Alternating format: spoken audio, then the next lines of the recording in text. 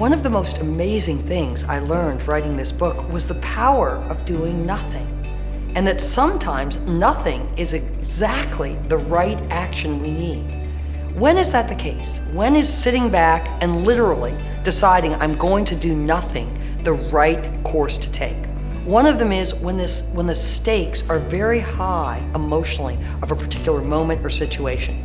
So think about it. You're in your office or you're at home, you're in front of your computer, and the email is just getting higher and higher and higher in terms of temperature. And you're like, I've got to get in, I've got to make my point, I've got to make my opinion known, I've got to react. Actually, what I've learned is that's exactly the moment to step out, do nothing. Don't hit send, don't jump in, just sit back and wait. And then see, right, what's going to happen as the train continues to build steam. Trust me, you try this a couple times, you'll recognize it's magic. Things work out in those kind of situations if you just forbear to do anything.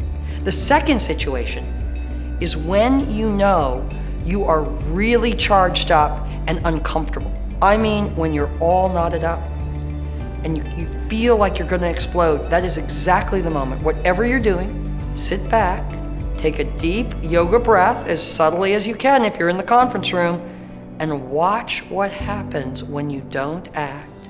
And the third important moment to do nothing is when you're starting to feel that you're so busy on so many fronts, so busy multitasking, and doing, by the way, such a good job multitasking, that you're actually forgetting what you're gonna do next and what you just did. That is a great moment, in the thick of it, in the throes of all your brilliant multitasking, to just step back and say, I'm just not gonna do anything. I'm not gonna finish this email. I'm not gonna jump up and throw some laundry in the washer. I'm not gonna take the dog out. I'm just gonna sit here and just wait for a few minutes. And here's what happens in those moments.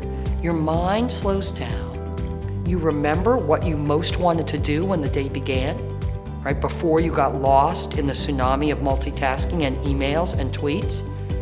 And you say, I'm back.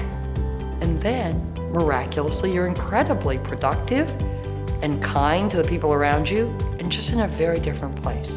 In all of those instances, you will discover the incredible power of doing